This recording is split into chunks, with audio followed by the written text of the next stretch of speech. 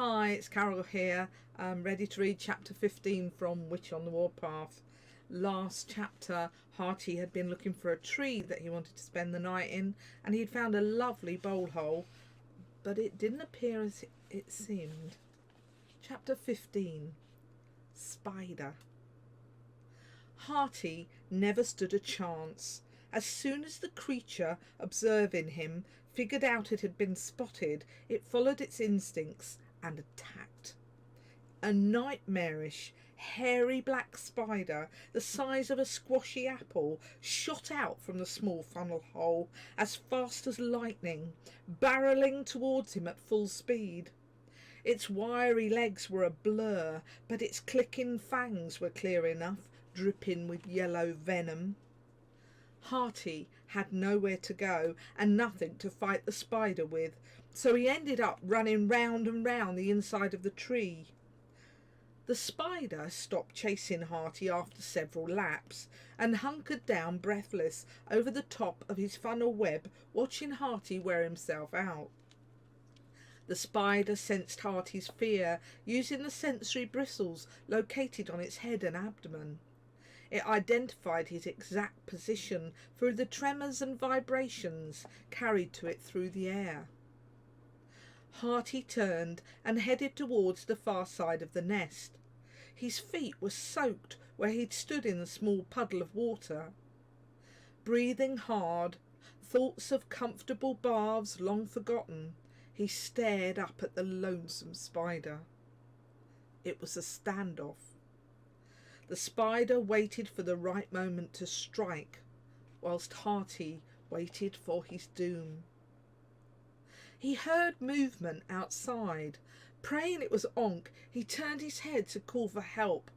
The spider chose that precise second to strike.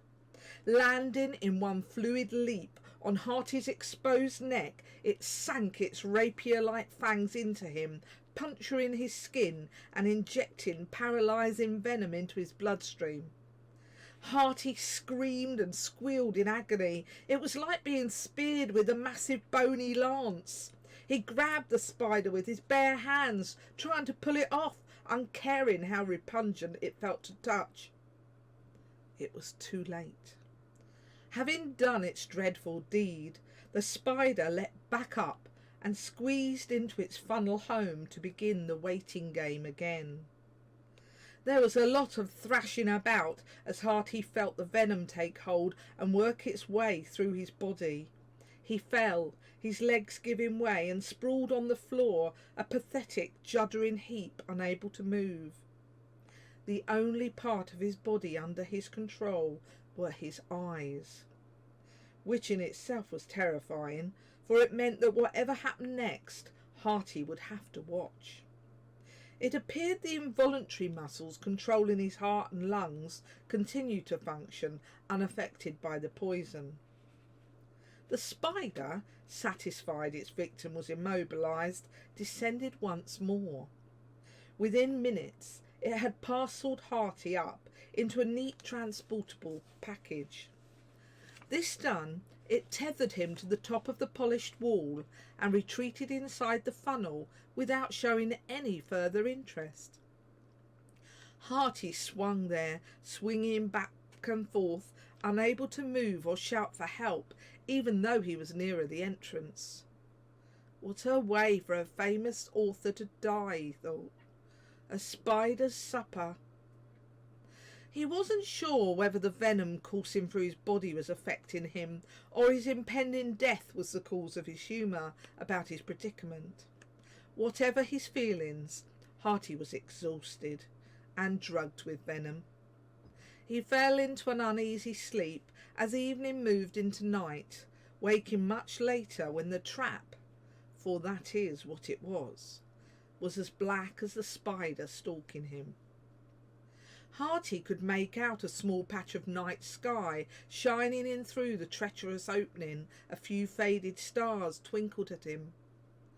What had woken him, he wondered. He heard, or rather felt, a steady thump, thump, thump approaching his prison. The sound stopped. Then Hearty heard something moving about, making lots of noise. The person thumped away again. Hearty was certain it was Onk looking for him. He tried moving inside the silken cocoon, straining to use his vocal cords, but he was wrapped tighter than an Egyptian mummy. His body and throat didn't obey him. The threads of cocoon had dried and hardened while he slept. They were as solid as concrete. No amount of wiggling budged them. Hearty sagged in defeat. He was afraid. The thumping sound became a distant heartbeat, fading away. Due to the effects of the venom, he dozed, this time waking in the early hours of the dawn. Hearty had spent most of the night trussed up like an oven-ready turkey inside the bole of the tree.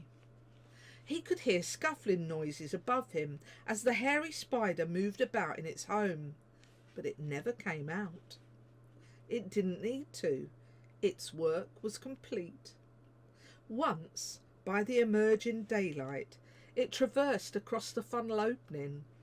Hearty caught a glimpse of 8 beady eyes looking down, checking all was secure. "I wish you'd come down here and get it over with," muttered Hearty, feeling rebellious. "It's all this hanging about that's driving me mad." But it didn't. It chattered from the safety of its nest high above. Hearty's energy flagged as he waited. Having time to consider his predicament, he figured out the spider had hung him in mid-air, so he had no contact with the tree, his one means of escape. Not that it was alive, judging by its lack of empathy. Twice more, Hearty felt the pound of heavy footsteps as Onk quartered the area.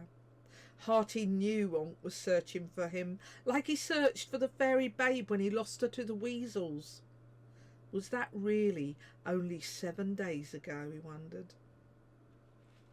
He must have fallen asleep shortly before sunrise, because a noise woke him for the 3rd time. Looking up, he saw with joy the outline of a small figure silhouetted against the rising sun. He sobbed with relief. Someone had arrived to rescue him. "Hurrah!" he mumbled. "Onk must have found out where I am. He's gone and got help." Hearty waited for his rescuer to jump down and begin cutting him free. When the individual in the entrance failed to move or call out, Hearty became puzzled, then worried. After a few more moments standing on the edge, the tiny figure crouched down and proceeded to throw objects onto the floor below Hearty. There was movement in the funnel. Above him, the spider emerged, shooting out of its hole onto the floor, where it jumped on various dark bundles. Instead of injecting them with venom and wrapping them up like Hearty, it took each bundle back to its home, returning to the floor to collect more bundles.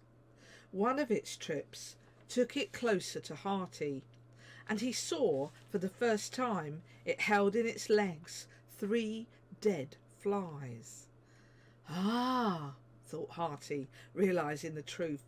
"A distraction! What a clever idea! That way my rescuer won't be attacked as he frees me." He had no more time to think about his dilemma, as the silken cord from which he had hung was jerked and he began to rise. His silent saviour grunted as he pulled Hearty's dead weight up out of the gloom and into the sunlight. Without speaking, the fairy, whose head was now level with Hearty's cocoon, sat back on his haunches to rest from his exertions. Hearty was so relieved to be out of the spider's clutches he could have cried out with joy. "A few minutes more and I'll be free," he sighed. Several more yanks saw Hearty's cocoon pulled up onto the rim of the hole. He was free, in theory anyway. He watched the other fairy, still crouching in silhouette, his features in darkness before him and the sun rising at his back. Hearty heard the snick of a knife as his rescuer drew it out of a leather sheath strapped to his side. The knife looked sharp as it glinted in the early morning light. His rescuer stood and stepped over Hearty, who was lying like a stranded whale on a beach. He wanted to wiggle to help with his freedom, but instead mentally braced himself for the next act. He closed his eyes to avoid seeing the knife as it descended to cut through his bonds. Hearty opened his eyes when nothing happened, and found his saviour not kneeling before him as expected, but leaning over the terrible hole he'd just been rescued from. He wanted to yell out a warning to his new friend, "Be careful!" but he remained paralysed, his eyes the only method of communication at his disposal. He noticed, for the first time, that this fairy bore no wings. Hearty shuddered at such a terrible thought. The wingless fairy knelt, and using his knife began sawing through the thread that bound Hearty to the tree. Once free and holding the long silken end, he walked over the edge of the trunk and whistled like a blackbird down towards the ground. Another, harsher whistle answered, and, taking the strain, Hearty watched in disbelief as the brutal fairy kicked him over the edge. Hearty would have screamed if he could have. His body plummeted earthwards without any means of saving himself. He didn't have time to think about what a villainous fairy his rescuer was. He was too busy believing, for the second time in 12 hours, that he was going to die. Below the tree, rough hands caught the parcel that was Hearty. He was slung over someone's smelly shoulder like a slab of meat. The individual carrying him away lurched from the tree, covering ground at a rapid rate. Hearty felt his teeth coming loose from their sockets as this second person jogged, swaying this way and that, in a gait not unlike a smaller version of Onk. This was no fairy. This was big and strong and smelly. Laying face down, looking at his captor's back, bottom and legs didn't help. There was no doubt in Hearty's mind these unknown people were not rescuers, but individuals with other plans in mind and intent on doing him further harm. For a while he'd been confused till he recognised the small dark bundles as dead flies given to their accomplice spider. The picture became clear. The trap had been built and staged to catch tree owls. He wondered how many more victims had been caught the same way and taken to goodness knows where. The rough jogging motion came to a halt, for which Hearty was grateful, until he was thrown onto a wooden floor and stepped over by the villain who toted him. As the individual came into Hearty's line of sight, he identified him as a tarmac orc off the M25. Hearty stared at the tarmac orc as it crouched on the floor next to him inside a small part brick, part wooden shed. The orc was built like a mini ogre, except its muscular arms were longer, reaching way past its knees, almost to the floor, a bit like a orangutan. Its teeth were bad, sticking out at odd angles from a lipless mouth. Its head was wide, flat and hairless, with tiny ear flaps and eyes halfway down its face. Worst of all was its skin, which was greeny black, somewhat like a frog, but lumpy and warty like a toad, a mixture of the two. Its skin oozed slime from specialised slime glands which kept the surface from drying out. Subsequently, it was icky to touch, like a wet, gooey bogey. The orc was not pretty. It ranked amongst trolls, ogres and demons in the beauty stakes. As a species, it was the most despised amongst the magic dimensions, with the exception of demons, and not without reason. Driven in packs by their alpha males, they were ruthless. They ate anything, preferring their kill high, to a level where most folk would have died from food poisoning within the hour. What, Hardy wondered, was a tarmac orc doing away from his pack? Both villains were undoubtedly outcasts.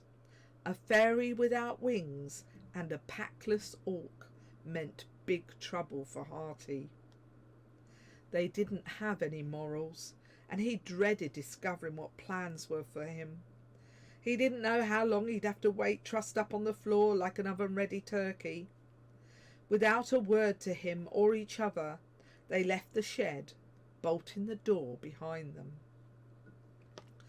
Hearty surveyed his new prison from his position on the floor. It didn't appear promising. He was inside some sort of run-down garden shed from the look of the rusty tools lying around. Not that they were of much use to him. He remained paralysed by the spider's venom. He did feel a bit calmer. Now he knew the spider wasn't hanging over him waiting to dine. The two rogues had disappeared, so despite the continued threat, he relaxed, and doing so, fell asleep again, worn out by the traumatic events. So exhausted was he, Hearty slept through the entire day. Outside, folk and creatures went about the daily business, unaware of the drama about to unfold inside the locked shed. Adults sat on park benches nearby, reading their papers, mothers played with their children, and squirrels gambolled around the trees, much to the amusement of the tourists.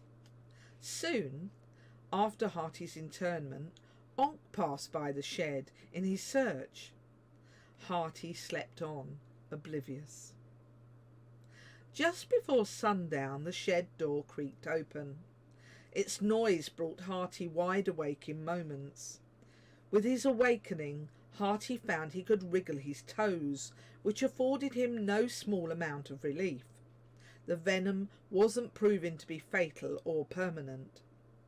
Hopeful the effects would diminish further, Hearty worried whether it would be fast enough to prevent whatever foul deeds the two ruffians had in store. He gazed up at them from his cocoon prison on the floor. Neither of the rogues spoke in his presence, which was unnerving. It meant they'd done this sort of thing before, and had learnt that conversing with their victims wasn't a good idea. He wondered why they wouldn't acknowledge his existence.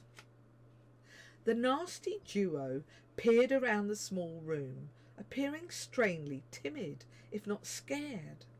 Their eyes darted this way and that, as if searching for something invisible to Hearty. Satisfied it wasn't there, they sidled on to the far corner, where they sat down together on an upturned orange box. They appeared to be waiting. What are they waiting for? Hearty wondered. Hearty blamed his present state of mind on the effects of the spider venom, for he felt bizarrely detached from whatever horror was coming. He was certain it was a horror, if it could reduce these two villains to nervous ninnies. Tarmac orcs were notorious for their savagery and lack of mercy, and a fallen wingless angel? Hearty guessed the individual was a fallen fairy. Such a disgraced individual would have no allegiance to anyone but themselves.